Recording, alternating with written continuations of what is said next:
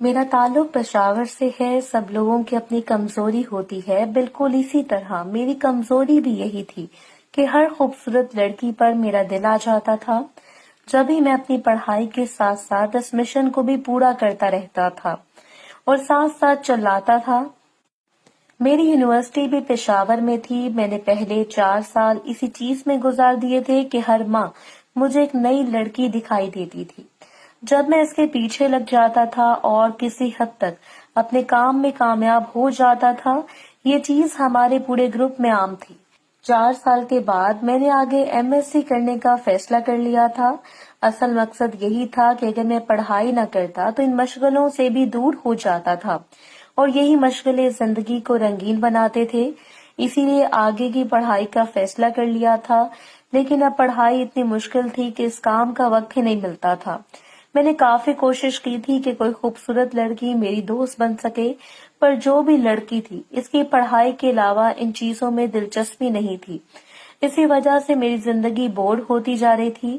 اب تو میں یہی چاہتا تھا کہ جلدی سے میری پڑھائی سے جان چھٹ جاتی۔ ہم 2 ہی بہن بھائی تھے۔ میری بہن مجھ سے بڑی تھی، وہ کافی خوبصورت تھی۔ اس کی شادی کی تیاریاں چل رہی تھی تاکہ اس کے بعد میرا نمبر آ سکتا۔ میں بھی بہت خوش تھا۔ میری یہ خوشی میری خالہ بھی جانتی تھی۔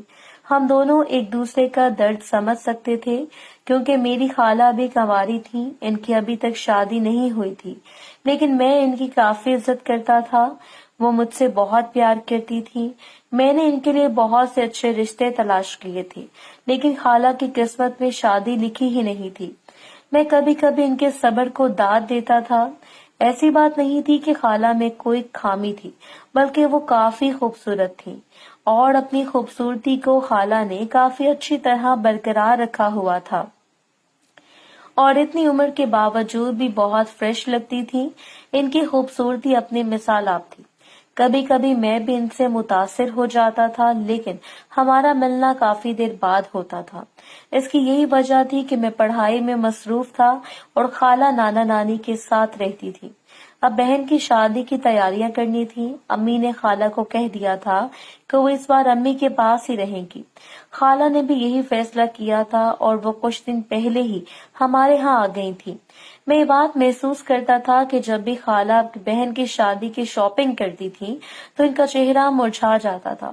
وہ سوچتی تھی کہ ان کا یہ دن کب آئے گا۔ مجھے خالہ پر کافی ترس آتا تھا، اور دل میں یہی سوچتی کہ ان کی مراد جلد ہی پوری ہو جائے۔ میں نے سوچ لیا تھا کہ خالہ کو بہن کی شادی پر خوش رکھوں گا تاکہ انہیں یہ کمی محسوس نہ ہو۔ اس لیے انہیں کہہ دیا تھا کہ یہ سب کرنے کے لیے شادی کرنا ضروری نہیں ہے۔ خالہ میری بات کو غلط سمجھ گئی تھی جب میں نے انہیں سمجھایا کہ میری بات کا مطلب یہ تھا کہ اچھے کپڑے انسان شادی کے بغیر بھی پہن سکتا ہے، تو آپ یہ شوق ابھی بھی پورا کر سکتی ہیں۔ خالہ میری بات سن کے ہنسنے لگی کہ وہ تو کچھ اور ہی سمجھی تھی۔ میں بھی جان گیا تھا کہ خالہ کیا سمجھی تھی، کیونکہ میرا ارادہ بھی یہی تھا۔ خالہ کافی خوش ہوئی تھی، کیونکہ زیادہ تر میں ان کے پاس ہی ہوتا تھا اور ان سے گپے مارتا رہتا تھا۔ شادی کا وقت جیسے جیسے قریب آ رہا تھا، گھر میں کافی رش بن گیا تھا، اور دوسری بات یہ تھی کہ سردی کے دن تھے، اب کوئی باہر بھی نہیں سو سکتا تھا، اس لیے ہم سب کی یہی کوشش ہوتی تھی کہ سب مہمان اندر ہی ایڈجسٹ ہو جائیں۔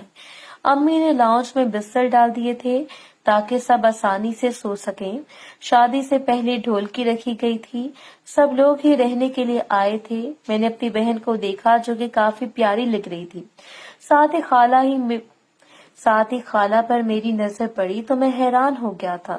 ایسے کپڑے انہوں نے کبھی نہیں پہنے تھے۔ وہ کافی خوبصورت لگ رہی تھی۔ میری آنکھوں میں چمک پیدا ہو گئی تھی اور ایک عجیب سا احساس جاگنے لگا تھا۔ سب لوگ سونے لگے تھے، مجھے کوئی جگہ دکھائی نہیں دے رہی تھی۔ جب ایک کونے میں تھوڑی سی جگہ نظر آئی تو میں جلدی سے وہاں جا کر لیٹ گیا۔ میں دیوار کے بالکل ساتھ لیٹ گیا تھا، میرے ساتھ ایک آسانی سے سو سکتا تھا۔ خالہ نے میرے ساتھ خالی جگہ دیکھی تو فیصلہ کر لیا کہ وہ ادھر ہی سو جائیں گی۔ مجھے بھی کوئی ایشو نہیں تھا کیونکہ جگہ کافی کم پڑ رہی تھی۔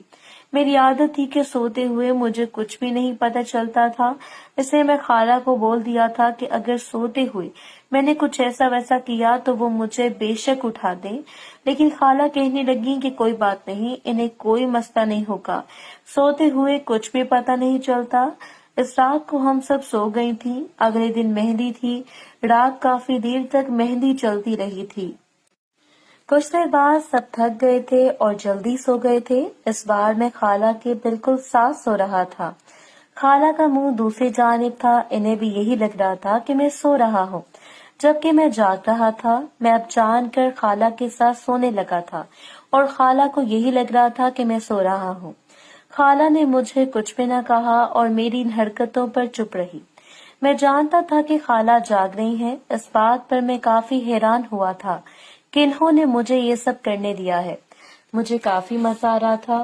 میں جانتا تھا کہ یہ سب برداشت کے طور پر کر رہا تھا، میرا ایسا ویسا کوئی ارادہ نہیں تھا۔ پر اچانک ہی خالہ نے مجھے سوتا ہوا سمجھ کر میرا ہاتھ پکڑ لیا تھا۔ میں تو حیران رہ گیا تھا کہ میرا ہاتھ خالہ پر لگ رہا تھا۔ مجھے کافی عجیب محسوس ہو رہا تھا، لیکن کچھ دیر بعد ہی مجھے مزہ آنے لگا تھا۔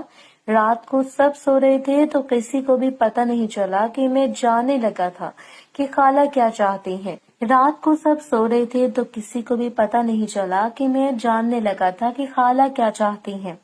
اچانک ہی خالہ نے میرا ہاتھ نیچے لے کر جانے لگی۔ میں بہت حیران ہوا تھا، لیکن انہیں کرنے سے نہیں روکا۔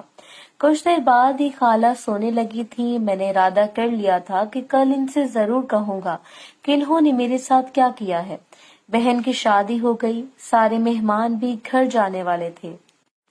خالہ بھی واپسی کے لیے تیار تھی، پر امی نے روک لیا کہ 2 دن اور رک جائیں۔ خالہ بھی رکنے کے لیے تیار ہو گئی تھی۔ ایک رات خالہ میرے روم میں کچھ دیکھنے آئے، جب میں نے سوچ لیا کہ یہی صحیح موقع ہے جب ان سے بات کروں۔ میں نے خالہ کے سامنے وہ بات چھیڑ دی۔ پہلے تو خالہ کافی حیران ہوئی کہ میں کیسے جانتا ہوں، لیکن پھر وہ رونے لگی تھی اور مجھ سے معافی مانگنے لگی تھی کہ وہ کافی بے سکون ہوتی ہیں اور جانتی ہیں کہ ان کی یہ خواہش کبھی پوری نہیں ہوگی۔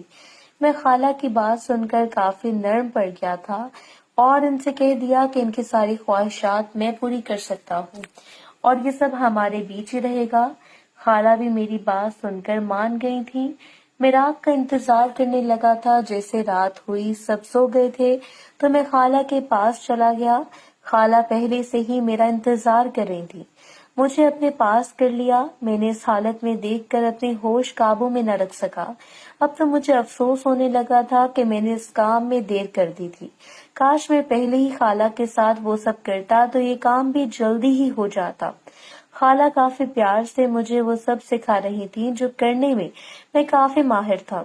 میں نے خود کو سکون دیا اور جی بھر کر کام کیا۔ کچھ دیر بعد ہی خالہ سونے لگی تو میں بھی آرام سے واپس آ گیا تھا۔ میں کافی خوش تھا اور جب بھی موقع ملتا تو خالہ مجھے بلا لیتی تھی۔ کچھ دنوں کے بعد ہی میرا رشتہ ہو گیا تھا۔ میری پڑھائی بھی ختم ہو گئی تھی۔ خالہ بھی اداس ہو گئی تھی کہ اب تو میں اپنی بیوی پر ہی توجہ دوں گا۔ میں نے سوچ لیا تھا کہ خالہ کا رشتہ دوبارہ سے تلاش کروں گا۔ کچھ دیر بعد ہی میں نے رشتہ تلاش کیا۔ خالہ کے لیے بہت اچھا رشتہ مل گیا تھا۔ ہماری شادی اکٹھی کرنے کا فیصلہ ہوا تھا۔ خالہ اب کافی خوش تھی، لیکن میں چاہتا تھا کہ شادی کے بعد بھی ہمارے درمیان وہ سب کچھ قائم رہے۔ میں نے خالہ سے بات کر لی تھی۔ خالہ کا شوہر بہت ہی سادہ مزاج تھا، اس لیے وہ خالہ کو ہمارے گھر آنے کی اجازت دے دیتا تھا۔ میری بیوی کی جاب تھی، وہ جاب پر جاتی تھی۔ یہی موقع صحیح لگتا تھا کہ ہم دونوں پرانی یادوں کو تازہ کر لیتے۔ کچھ دیر بعد ہی خالو کی پوسٹنگ ہو گئی تھی۔ جب میں خالہ کے گھر کا چکر لگا لیا کرتا تھا، خالہ نے مجھے اپنے شوہر کی بیماری کا بتایا تو مجھے کافی افسوس ہوا تھا کہ ان کی قسمت میں شادی تو لکھی تھی، لیکن وہ سکون ابھی بھی نہیں حاصل ہو سکا جو ان کا حق تھا۔ خالہ مجھے منع کرتی تھی، لیکن میں ان کے پاس ہی رہتا تھا تاکہ انہیں اس کمی کا احساس نہ ہو۔ جس دن خالہ کا شوہر واپس آتا تو میں اس دن خالہ کے گھر نہیں جاتا تھا۔ میری بیوی نوٹ کرنے لگی تھی کہ میں اب زیادہ تر باہر رہتا ہوں اور اس پر اتنی توجہ نہیں دیتا، اس لیے میں نے ارادہ کر لیا تھا کہ ابھی سب کم کر دوں گا۔ کچھ وقت کے بعد خالہ بھی اپنی زندگی میں سیٹ ہو گئی تھی۔